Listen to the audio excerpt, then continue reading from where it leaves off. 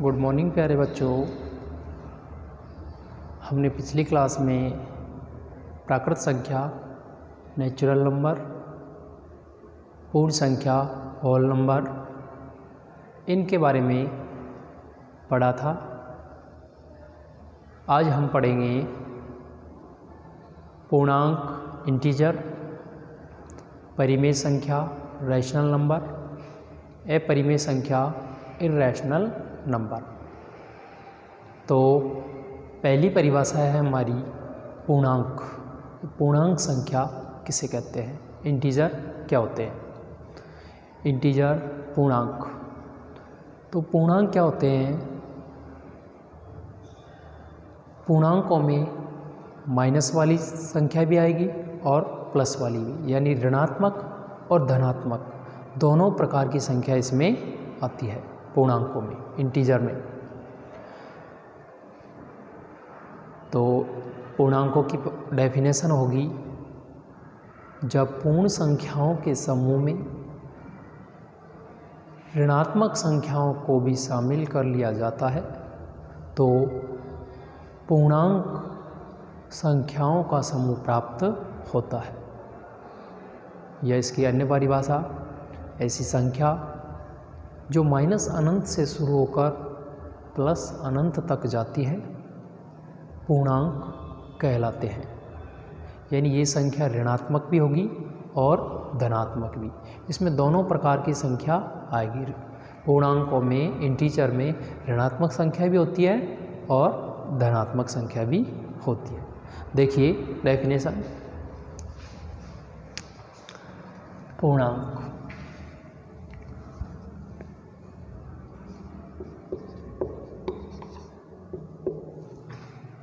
ऐसी संख्या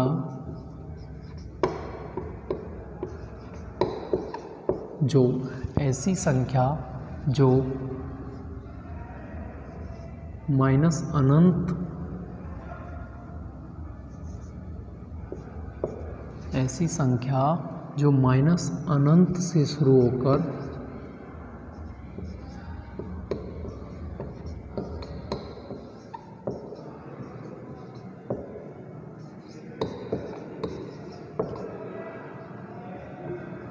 ऐसी संख्या जो माइनस अनंत से शुरू होकर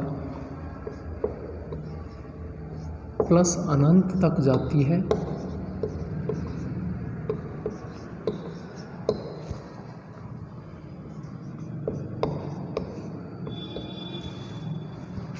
ऐसी संख्या जो माइनस अनंत से शुरू होकर प्लस अनंत तक जाती है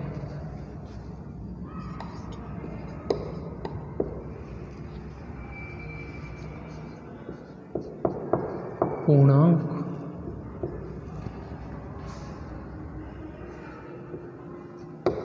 संख्या या पूर्णांक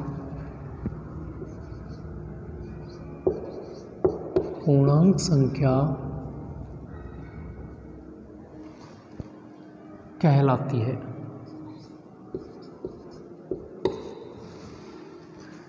इसकी अन्य परिभाषा,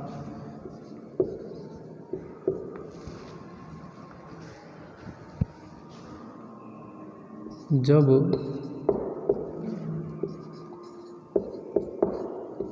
पूर्ण संख्याओं के समूह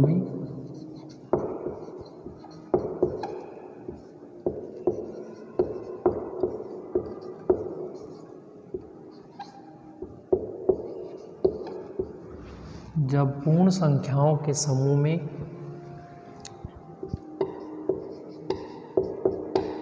ऋणात्मक संख्याओं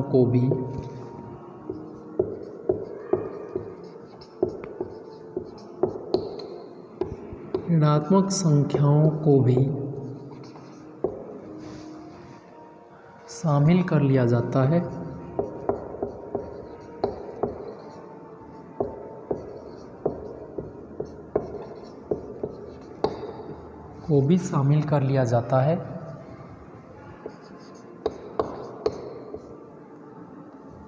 ऋणात्मक संख्याओं को भी शामिल कर लिया जाता है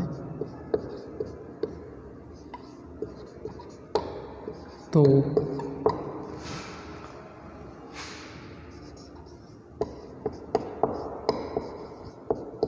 पूर्णांकों का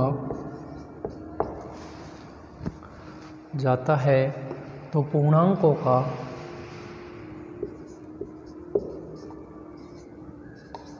समूह प्राप्त होता है। तो पूर्णांकों का समूह प्राप्त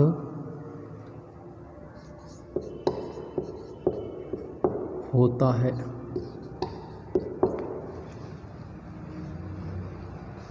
तो ये संख्या माइनस अनंत से शुरू होगी और प्लस अनंत तक जाएगी, यानी इसमें ऋणात्मक संख्या भी आएगी और धनात्मक संख्या भी आएगी। इसकी दूसरी परिभाषा है, जब पूर्ण संख्याओं के समूह में ऋणात्मक संख्याओं को भी शामिल कर लिया जाता है तो पूर्णांकों का समूह प्राप्त होता है।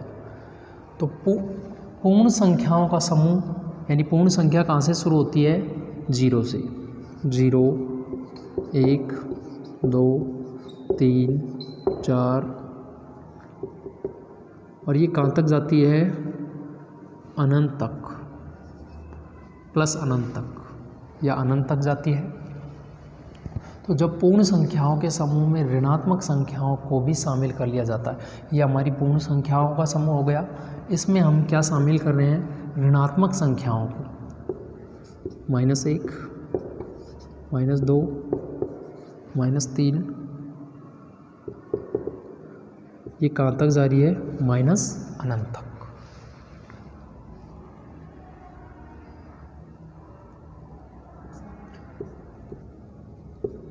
ये हमारी पूर्णांक संख्याओं का क्या प्राप्त हो गया? समूह। तो पूर्णांक संख्या माइनस अनंत से शुरू होती है और कहाँ तक जाती है? प्लस अनंत तक। इसमें सबसे छोटी संख्या माइनस अनंत होगी और सबसे बड़ी संख्या प्लस अनंत। ये जैसे ही संख्याएं माइनस से आगे की ओर जा रही है, ये संख्याएं बढ़ते हुए क्रम में है, ये बढ़ती हुई जा रही है। और 0 के इधर की साइड आगे की ओर जाती है जब ये संख्याएं, तो ये बढ़ती है। और 0 के पीछे की ओर यानी बाईं ओर जैसे ही संख्याएं चल रही है, ये छोटी होती जा रही है। अगली परिभाषा है हमारी परिमेय संख्या।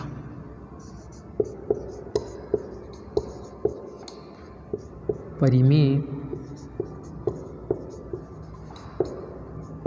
संख्या, रैशनल नंबर।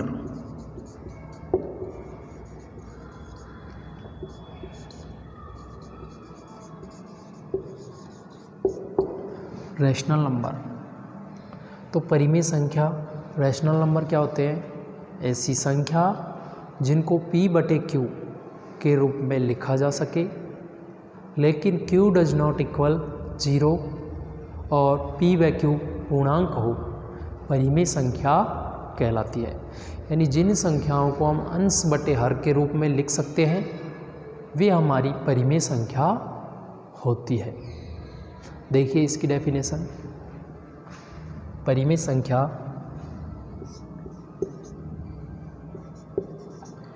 ऐसी संख्या जिन्हें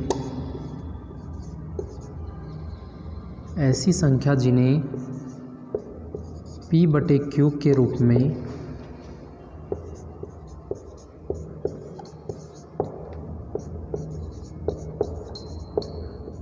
लिखा जा सके।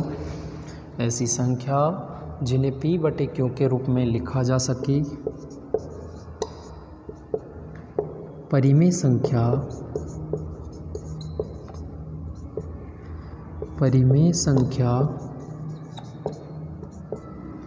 परिमेय संख्या कहलाती है।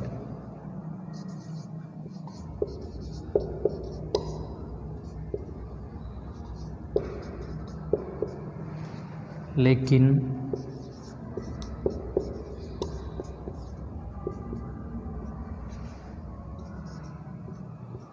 Q डज नॉट इक्वल 0 और P/Q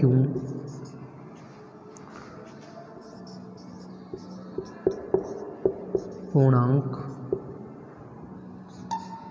हो। P और Q क्या होने चाहिए? पूर्णांक। यानी इन संख्याओं को हम p बटे q के रूप में यानी अंश बटे हर के रूप में लिख सकते हैं। लेकिन q का मान क्या नहीं होना चाहिए? 0, यानी हर कभी भी 0 नहीं होना चाहिए। और p और q यहाँ पे क्या है? पूर्णांक।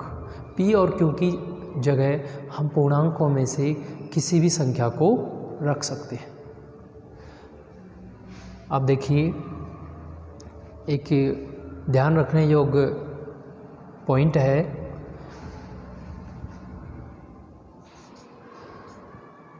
2/0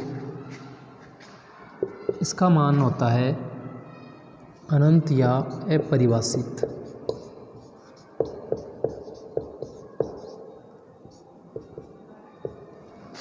और एक होता है 0/2, इसकी वैल्यू आएगी 0। इन दोनों में बहुत डिफरेंस है, लेकिन ये देखने में एक जैसे लगते हैं। तो आपको विशेष ध्यान रखना है, जब दो में या कैसी भी संख्या हो, ऊपर किसी भी संख्या में यदि 0 का भाग देते हैं, यानी हर का मान क्या है? 0। यदि 0 का भाग किसी भी संख्या में बड़ी से बड़ी संख्या हो या फिर छोटी से छोटी संख्या हो, तो उसका मान हमेशा आएगा अपरिभाषित। उसको परिभाषित नहीं किया जा सकता, अनडिफाइंड। वो क्या रहेगा? अपरिभाषित। यानी ऊपर कितनी बड़ी संख्या हो या फिर कितनी छोटी संख्या हो, यदि हम उसमें 0 का भाग दे रहे हैं तो उसका मान हमेशा आएगा अपरिभाषित। और यदि ऊपर 0 है और नीचे कितनी बड़ी संख्या या छोटी से छोटी संख्या हो, तो उसका मान आएगा 0। यानी 0 में किसी भी संख्या का भाग देंगे तो उसका मान हमेशा आएगा 0। 0 में चाहे कितनी बड़ी संख्या ले लो या फिर कितनी छोटी संख्या ले लो, उसका भाग देंगे तो उसकी वैल्यू हमेशा क्या आएगी? 0। ये दोनों चीज़ें आपको ध्यान रखनी है, ठीक है ना? विशेष ध्यान रखना है ये।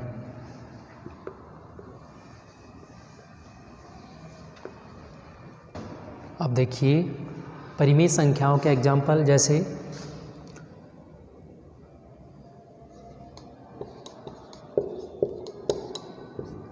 परिमेय संख्याओं में जैसे 2, 3, -5, -8, -7/2,